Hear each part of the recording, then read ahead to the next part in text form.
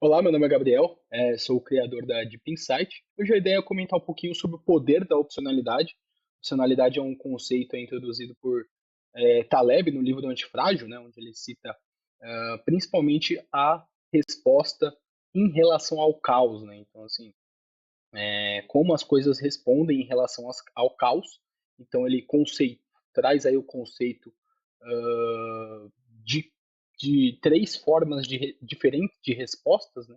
A primeira seria o sistema que ele é frágil, né? Alguém frágil, algo muito frágil, que em relação ao caos ele simplesmente quebra sob pressão. Né? Então, por exemplo, uma taça de vinho, se você deixar sobre a mesa e bater uma ventania, um vento muito forte, essa taça, caso ela caia no chão, ela quebra, ela simplesmente desmancha ali. Né? Então, ela é um sistema relativamente frágil frente à incerteza, frente ao caos. Né? Então, qualquer coisa fora do esperado, ela quebra. Então, simplesmente aí é danificado. Segundo sistema, né, o segundo forma de defesa, né, frente ao caos, esse é o sistema que ele é robusto, ou seja, um livro, caso você deixe ele cair no chão ou ele bata em alguma superfície, ele não quebra, ele simplesmente se mantém igual, mas também não muda, né? Então ele simplesmente não tem a capacidade de adaptação, de transformação, né? Então é um sistema robusto, não se adapta aos erros. Né? Já o sistema antifrágil, aqui ele traz um mito, né? Especificamente aí a Hidra da mitologia grega, cada vez que ela corta ali a cabeça dela, nascem duas no lugar, né? Então é simplesmente o sistema ou a pessoa que ela se adapta frente aos erros. Então o corpo humano, principalmente, ele é muito ele pode ser considerado antifrágil, então principalmente quando você é, se expõe aí a um exercício físico, basicamente você está expondo ali o seu corpo a estresse e ele está se adaptando frente a isso, né? Está se tornando ali mais forte. Então aqui ele introduz a questão da opcionalidade para se tornar mais antifrágil. Né? Então a opcionalidade aqui nada mais é do que a capacidade de escolher quando e como agir com um risco limitado, então perda controlada e ganho significativo. Né? Então aqui basicamente é um gráfico que ele mostra o que seria essa perda limitada e ganho exponencial. Né? Então você tem ali uma dor limitada para um ganho potencial ali muito grande. Né? Então aqui, quanto mais esse sistema, vamos dizer assim, varia, quanto mais esse sistema muda, mais você tem a possibilidade de ganho com essa variação. Então, no caso aí de um evento extremo, você teria, por exemplo, um benefício também muito extremo. Aqui no caso, acho que o melhor exemplo aí, um bilhete de loteria, né, que você compra ali por uma perda limitada, 50, 70 reais, e caso você venha a ganhar, ou seja, um, um cisne negro, né, um evento muito raro de acontecer, você tem aí um potencial ilimitado de ganho. Né? Então, quanto mais você está exposto a esse tipo de oportunidade, mais você se torna antifrágil. Um desses exemplos, então, no mercado, como isso pode aparecer, né, e como isso aparece, é principalmente através da compra de call. A call nada mais é do que uma opção de compra. Então, você tem o direito de comprar algo a certo preço. Então, você tem o direito e não o dever. Então, você tem a possibilidade de comprar algo. Por exemplo, você tem ali a chance de comprar um café a R$ 5 daqui a um mês. Se esse café tiver 10, você tem o direito de comprar a 5. Se esse café tiver R$ 4 ou R$ 3, basicamente você não exerce essa opção, vai lá e compra no mercado, né? Você compra a R$ 4. Mas você tem a opção de comprar a 5 caso esse café esteja R$ 20, R$ 30. Então, quanto mais opções você tiver, melhor. Né? Então você basicamente está protegido aí de eventos adversos ou tem uma exposição muito benéfica aí no futuro. Então isso no mercado se expõe aparece, né, como compra de calls, então compras de direitos de compras. Call nada mais é isso, nada mais é do que um direito, é um contrato que você tem ali, e caso você queira exercer, você exerce, caso não seja benéfico para você, você basicamente guarda, né, você não exerce. Então, a segunda forma de disposição, né, de opcionalidade é investimento em startups, por exemplo, através de private equity, né, fundos de private equity. Então, são fundos que investem em negócios no começo, né?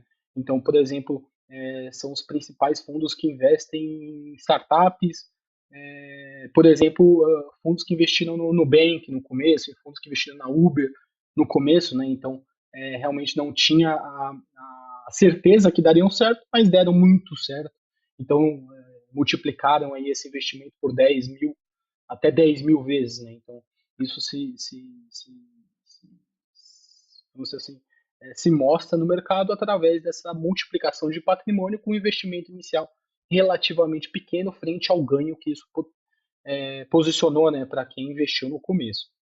Outra estratégia que o Taleb defende muito é a Barbell Strategy, que nada mais é do que 90% do seu patrimônio você deixar protegido, então 90% em renda fixa, com liquidez, então você tem ali uma proteção, e 10% em coisas muito arriscadas, né? Então, por exemplo, opções de compra, investimento em startup, então você tem a perda, vamos dizer assim, controlada, caso você venha a perder ali o seu investimento, é 10% do seu patrimônio, mas algo que pode se multiplicar por 10 mil, 5 mil vezes. Né? Então, 90% do seu patrimônio está protegido ali na renda fixa, investido ali, por exemplo, CDI, né, 100% do CDI, e 10% você coloca em coisas mais arriscadas que podem multiplicar o seu patrimônio por 20, 30 até mil vezes aí, dependendo da opcionalidade do investimento. Né? Então, na vida real, né, como que isso pode se traduzir? Você ter mais opcionalidade na vida real, por exemplo, ter um projeto paralelo, ter ali, por exemplo, um projeto educacional, ou, por exemplo, vender doces ali, então ter uma fonte de renda paralela ao seu trabalho, né, ao seu dia a dia, então é sempre algo que pode trazer um benefício muito, muito interessante.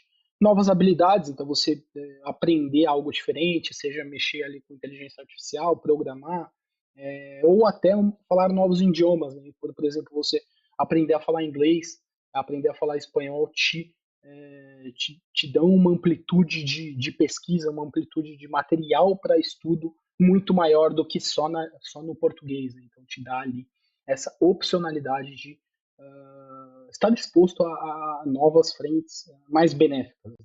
Então, qual seria o erro dessa opcionalidade? Na verdade, vender essa oportunidade sem perceber. Né? Então, no mercado, quando alguém compra uma opção de uma call, por exemplo, alguém do outro lado está vendendo. Então, quando você vende uma opção, você tem o direito, você na verdade tem o dever e não o direito. Né? Então, por exemplo, no mercado se fala muito de ser exercido. Né? Então, por exemplo, se alguém tem um direito frente a você, você é obrigado a cumprir com esse contrato. Né? Então, basicamente, você está ali preso a um contrato que você vendeu uma opção. Né? Então, você está sendo exercido, você está preso subjetivamente a um contrato que você vendeu. Então, o erro basicamente é esse. Então, um exemplo aqui, você, por exemplo, se endividar para comprar um carro zero, né? Você comprar um carro esportivo, você se endividar frente a isso, então você vai ter o ganho ali do prazer de dirigir um carro, de ter um carro do ano, mostrar para as pessoas que você tem um carro, mas você está vendido, né, na dívida. Então, uma dívida que está comendo ali a sua renda mensal, juros que estão realmente comprometendo muito o seu patrimônio. Então, um exemplo aqui, ficar vendido, pegar um empréstimo para comprar um carro do ano, então você está vendido. Né? Então, por exemplo, tem um ganho limitado e uma perda ilimitada, caso venha ocorrer por exemplo, você ficar desempregado com uma dívida absurda você tem ali um risco potencial enorme quando você tem uma dívida muito elevada para um ganho muito curto, né? Um ganho de curto prazo, e você tem uma dívida de longo prazo com juros absurdos. Né? Então aqui é vender opcionalidade sem perceber. Esse seria um exemplo. E como ganhar mais opcionalidade, né, no dia a dia ou nas finanças, na carteira, é basicamente a primeira coisa, eliminar o risco de ruína. Então, você deixar do seu patrimônio, primeiro, né, você conseguir poupar. Então, acho que a primeira fórmula, não existe fórmula mágica, é você primeiro conseguir poupar. Então, seja colocando num fundo CDI, renda fixa, algo que te proteja, né? Quando vem acontecer um evento muito adverso, você tem uma reserva de liquidez. Então, a primeira forma de ter mais opcionalidade é primeiro eliminando o risco de ruína, o risco de perder tudo. É a primeira forma de ter opcionalidade. Né? O segundo passo é aumentar a exposição ao upside, então ter mais opções ao seu redor, né? Então, seja comprando call, seja fazendo outro tipo de investimento, tendo ali negócios paralelos, então tendo mais opções na sua vida, né? Então, que te exponham a ganhos ilimitados com perdas limitadas, né? Então, sempre pensando ali no trade-off entre o que eu posso ganhar e o que eu estou perdendo agora, né? E não só pensar ali no que eu posso ganhar a curto prazo e esquecer no futuro se isso der ruim, né? Se der ruim ali, qual que é o trade-off que você está fazendo, qual que é a troca que você está fazendo. Então aqui é sempre interessante lembrar desse gráfico aqui do Taleb, acho que é o melhor gráfico para se pensar em relação à opcionalidade. Então, algo e opções que você tenha perda limitada. Então, quanto eu vou perder agora?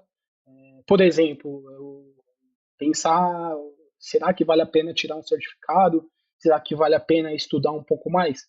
A perda agora, a dor de estudar é controlada, é plausível, é real no dia a dia, né? Mas é controlada, sendo que o ganho é limitado. Você vai ter um conhecimento maior, uma exposição maior a pessoas que também estão buscando evoluir. Então, sempre pensar por esse lado da opcionalidade, o que eu estou perdendo agora, ganho limitado, com, com o potencial do que eu vou ganhar no futuro. Né? E isso pode ser ilimitado ali. Né? Então, acho que a principal forma de pensar em opcionalidade, aí, nesse caso, ter mais opcionalidade na vida. Então, alguns mitos comuns, né? Mas não é arriscado viver aí dessa forma. Na verdade, o risco é estar preso em escolhas que você não tem margem de manobra, né? Quando alguma coisa muito adversa acontece, a opcionalidade é um risco controlado. Então, acho que o melhor exemplo é no Covid, por exemplo, quem não tinha nenhuma reserva de emergência, não tinha nenhum dinheirinho guardado e acabou ficando desempregado, na verdade, correu o maior risco possível, né? Então, é um risco que a gente não consegue ver, não consegue prever e nem sabe que não consegue prever. São os piores riscos. Então, arriscado é não pensar em opcionalidades, né? Então, acho que a melhor forma de pensar ter opções. Então, caso algo muito adverso aconteça, você tem opção, uma margem de manobra para fazer outros tipos de escolhas. Seja, por exemplo, mudar de profissão, você do nada está desempregado, mas você sabe cozinhar, você tem um dinheiro guardado, pode abrir dali um negócio. Então é sempre ter esse tipo de opcionalidades. E em questão, não é só sorte, a sorte ajuda, mas você tem que estar exposto à boa sorte, né? Então é a convexidade positiva. Então não adianta nada você ter os números da Mega Sena na sua cabeça se você não tem um bilhete no bolso. Então é basicamente pensar aí dessa forma, né? Você estar exposto à sorte boa, né? E não à sorte ruim, à má sorte. Então, sempre tentar pensar nessas opcionalidades, né? Em algo que te traga convexidade positiva, né? Então, caso aconteça um evento muito, muito diferente do comum, na verdade, você vai se beneficiar com esse evento e não vai ser tão prejudicado. estar disposto a esse tipo de sorte. Né? Então, acho que a conclusão aí desse pequeno racional aqui, dessa ideia de opcionalidade, que é uma ideia muito forte, muito positiva de aplicar no dia a dia, seja na escolha de carreira, escolha das finanças, que a verdadeira liberdade não está em controlar o futuro, mas em ter opções quando esse futuro chegar. Então, ter direitos quando esse futuro chegar, ter opções de escolha quando esse futuro chegar, certo? Então, acho que fica um pouco dessa ideia de poder da opcionalidade, é um conceito muito interessante para se tornar mais antifrágil na vida. Então, acredito que seria muito interessante ter isso e aplicar isso mais no dia a dia. Né? Espero ter ajudado alguém em relação a esse conceito, espero ter elucidado um pouquinho mais sobre o que seria isso e fico à disposição, agradeço a atenção.